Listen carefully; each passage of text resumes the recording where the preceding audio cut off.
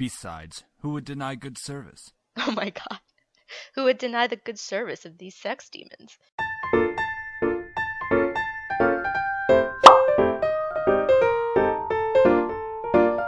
Hello and welcome to Seduce Me. We're about to have our party. Yes, let's do it.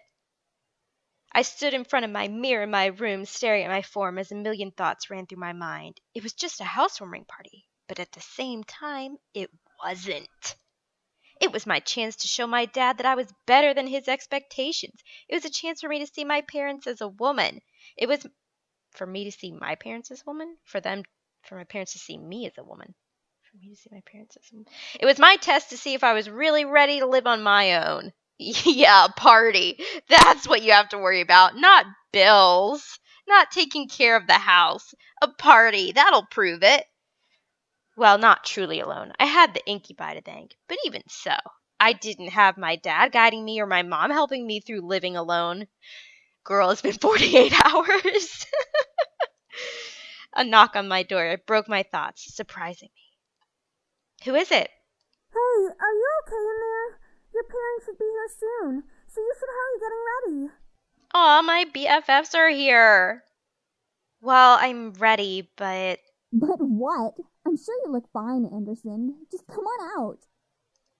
All right. Oh my god, look how cute. Oh my god, Naomi, she's just like a little Barbie doll dream.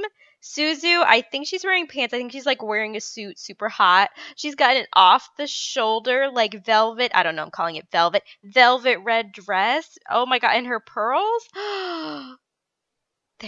They're all so beautiful. Look, they all have 3 different color eyes. And how did I not notice this? She has green, she has blue, and she has brown. Oh my god, they're iconic. What? Dude, you look hot. Yeah, I do. So do you. Yeah, you look amazing. Where did you get that dress? I've had it for a while. I just never had the chance to wear it. I figured I might as well bring it out now. Oh, look, everybody's looking so dapper. Look at them. Look at them. They're all color-coded, so they got their colors. What? Why did they look so worried? James looks so worried. Like, he looks concerned. I'm sorry, sir. Everything is okay. Turn that frown upside down. Okay, I stepped out of my room and closed my bedroom door behind me. As I walked down the hall to the grand lobby, the incubi stood waiting for me at the bottom, all dressed to the nines as proper servants. Wait, they're wearing tuxes. Do servants wear tuxes? Whoa, they really know how to dress well, don't they? Yeah. Ooh, someone's starstruck. I was slightly taken aback on how great the boys looked in uniform. That's not in uniform. They're wearing tuxes. Each had the poise of a perfect gentleman. Even Sam. Sam is like Suzu's counterpart, isn't he? Like, they're both kind of tough. They both have a similar look. I slowly began to climb down the steps with Suzu and Naomi behind me. The boys watched as I descended the staircase one step at a time, like knights waiting for their princess. I felt my face flush slightly flush, but I quickly shook my head to try and regain my thoughts. As I reached the last step, James offered his hand out to me and walked me down that final step, smiling. As beautiful as a princess, miss. Thank you. So, are you prepared for tonight? Oh, which one will make him like us more? I guess she's just going to be saying as ready as I'll ever be. I couldn't deny that I was nervous, but I had to try. This party was more than what it seemed, and I had done all that I could to prepare for it. Now it was all up to fate. The other boys smiled assuringly at me, which made me feel a little bit better about everything. I looked at my phone and marked the time. Almost right on cue, the doorbell rang. I gulped. I could practically feel my dad's aura from behind the door. Yeah, your dad he's got a very dark aura. It's very oppressive. It's very mean. Sam and Eric quickly rushed to the door and opened the double doors wide to reveal my parents, both dressed in their best.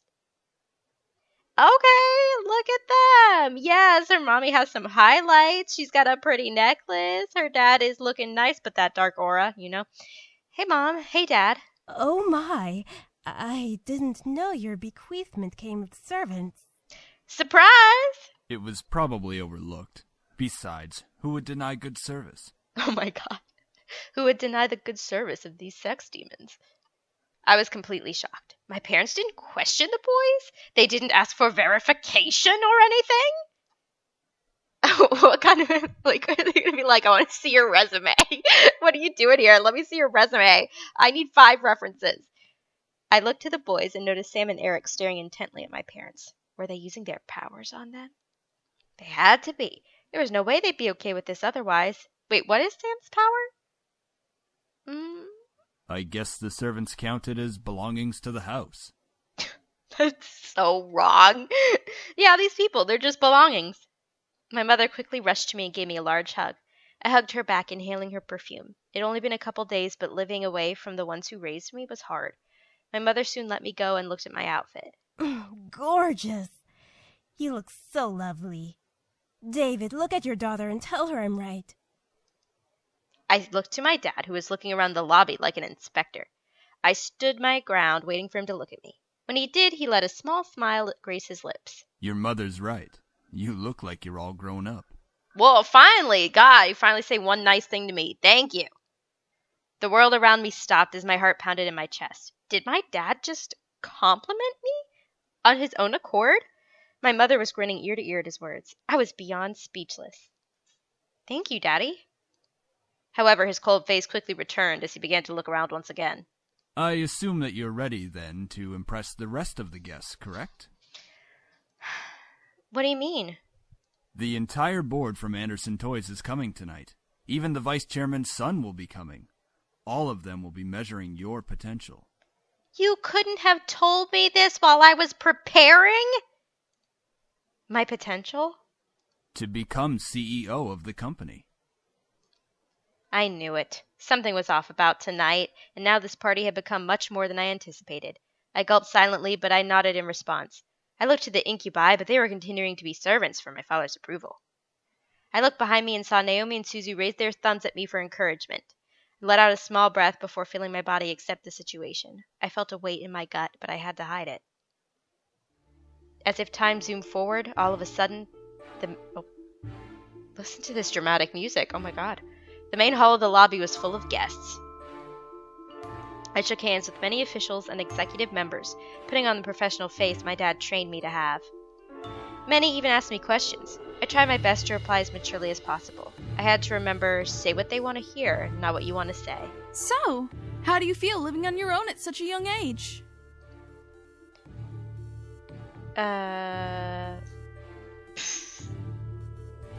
I'm so sorry about your grandfather passing away. It really hit all of us hard. Oh, thank you. Do you have college plans? Oh, I'm supposed to say the darkened one. Is that what I'm supposed to say? I felt like the questions came up one after another. It was tough to answer some of them because they weren't about me. They were about the company. What do you think will happen with the company now that your grandfather has passed?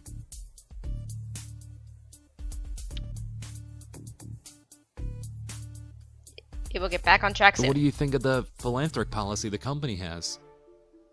Wait, I want to read that again. I want to hear him say that word again. No, I'm not going to be rude.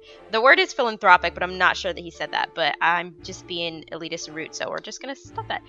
If it were up to me, I'd be more concerned making profits. What? Is that what I'm supposed to say? I'm not saying that. It's a policy that reflects... Do you think the company should expand from just toys? It's a possibility? Alright, I don't know. Okay, let's go on with this. Suddenly, though, my mom pushed her way through the crowd to me, bringing along someone I didn't know. Honey, I'd like to introduce you to someone. This kind gentleman is the son of the vice chairman. Oh, Lord, it's a setup. He looks like he's 12. But, I mean, he's tall, but, oh god, we're getting the serious music. With my mother stood a man who looked only a couple years older than me. No, he looks younger than you. Like, ignore the... Oh, I covered it with my hand. You can't see me do that. Just ignore the outfit and look at his face. He looks like a child. He smiled and held out his hand to me, silently asking for my hand. Hi, I'm Andrew Lewis. It's a pleasure to meet you, Miss Anderson. I'm just gonna nod to him. Andrew was slightly taken aback, but gently smiled and lowered his hand with a nod in return.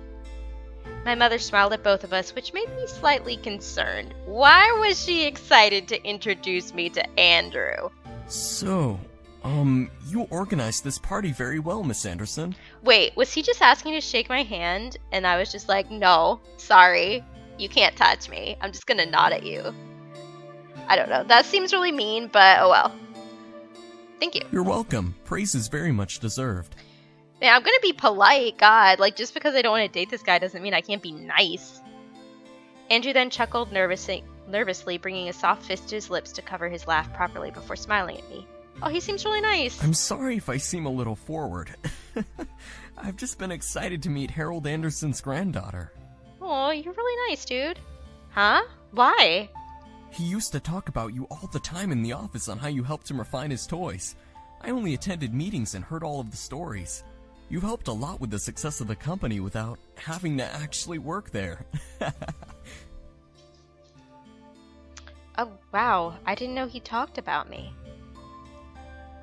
That would explain everyone's fascination with me and their rather personal questions. I looked at Andrew, who had a kind face to me. Something about him seemed off, and I didn't know what it was. He seemed to be hiding something. Whether it was good or bad, I was not able to find out.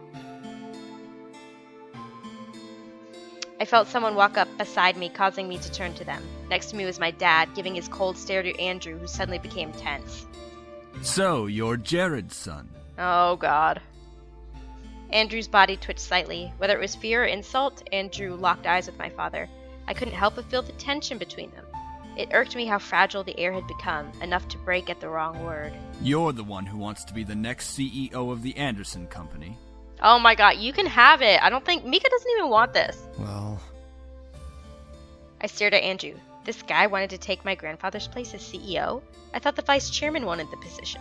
David, leave the poor boy alone. I'm merely testing the boy's conversational skills. Nothing wrong with that. It's just a test. Nothing wrong with that. Perfectly innocent. Look how her dress matches his tie. That's kind of cute if he wasn't so awful. Of course not, sir. And polite as well. Interesting. If you'll excuse me. Aw. Quickly, Andrew retreated away from my family into the crowd of people. I'm just gonna stay put because I think following him is gonna be like a romantic type of choice. And I don't know this dude. I want the sex demons. I watched as he disappeared into the crowd towards the back of the house. I was worried, but I gave him space. He obviously needed it. Peh. He's not CEO material. That's because you practically interrogated the young man. A little questioning shouldn't have bothered him. He's obviously not ready for any title in our company.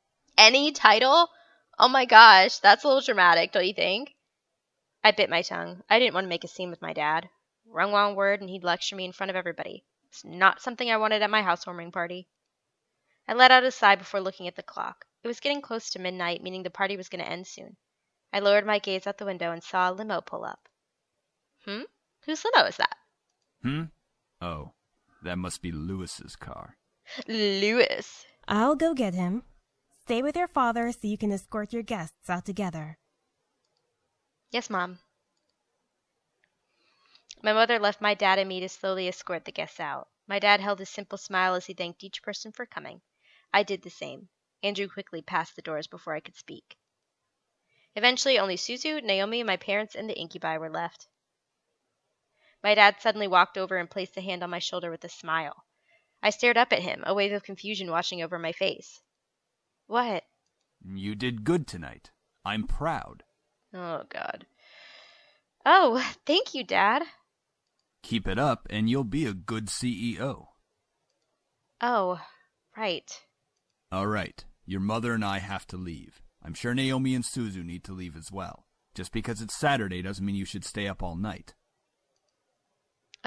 Right. Thanks for having us. It was a great party. You're welcome, friends. We'll come visit tomorrow or something. All right? Yeah. Right. See ya. Good night, sweetie. Come visit us soon. Will do. All 4 of my remaining guests left the building, all but my dad waving back to me. Of course. With the last of the guests gone, I sighed and sat on the staircase exhausted. Whew, that was tiring. It's not like you had to do any work, though. Oh my god. I kind of like Sam. Like, at first, like, I did not, but that was pretty funny. Give her a break, man. She was getting interrogated left and right. She's just like, man, I have such a hard life in my mansion with my sex demons and my millions of dollars. She handled herself the best she could. I don't even know if that's really a compliment or not. I mean, like, she did the best she could do. As expected, princess. Since you're exhausted, why not head to bed? We can clean up. Hush, Sam. So rude. Are you guys sure? Positive. It shouldn't take long. Ho ho ho! It didn't take long to find you little shits after all. Oh my god, the bad guy. I felt a hot shudder run down my spine. The voice from my dreams echoed through the air into my ears. I looked around, panicked, alongside the incubi. James placed a hand on my shoulder, trying to remain calm. Don't worry. No one will hurt you. Okay. Thank you. Are you sure? Are you really sure? All of us shot our heads toward the doors, finally pinning down the direction of the voice. The doors quickly swung open, revealing a sight I would have never expected to see. Show us! It's a demon! Skin red as blood, eyes black and gold piercing into mine, roughened up clothes, and a pistol in his hand. I saw a monster. Yo, I think he's kinda cute though. Like, can we date him? Is that a possibility or no? Oh my god, she's so hot. Oh my god, look at her hair. It's so amazing. I want to date these guys. I covered my mouth not to scream at the sight. Dried blood covered the bandana around his neck. Oh, this is not a red bandana. It's just a bloody bandana that he just ties. Beside the red-skinned man was a similar-looking woman in matching thug-like clothes.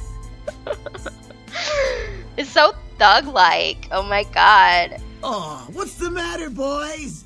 You really didn't think I wouldn't find you, did you? By the way, I just want to say I do object to the word thug. I don't think it's an appropriate word because I think people use it like to describe people of color instead of just, you hardly ever see them describing like white people that way, so I think it's just not an appropriate word. But anyways, it's not the point. Okay. I hoped you would, you piece of... All of a sudden, the man raised his gun at Sam's face and instantly pulled the trigger. Oh my god! We all gasped in shock, instinctively expecting to see a bullet run through Sam's face, but... What the fuck? Was it a blank? What? What? Tell me what is happening. It was! What should have been a headshot ended with a loud but empty blank shot. The pistol echoed its empty shots as the man grew more and more pissed, pulling the trigger over and over in aggravation. Why does this gun have blanks? Luckily for my ears, it became quieter after its first shot. Why the fuck won't you work? This place is protected. Ooh, your demon powers won't work here. What did you say, shrimp? You shall not pass. This place has a seal, protecting it from hellborn magic. Wait, so it wasn't a gun. It was a special hellborn magical gun. So if he brought in a normal gun with bullets, he could kill them, correct? Yes? What the fuck is that supposed to mean? The man growled and threw his gun at Sam, who was able to dodge it in time. The pistol bounced off the ground a couple times before sliding farther away, hitting the wall in a final stop. As it stopped moving, the gun faded into black flame that disappeared into the air. The previous owner had this place protected by magic, Malix. My grandfather? Malix, that was his name. His existence resonated in my memory from the dream I had.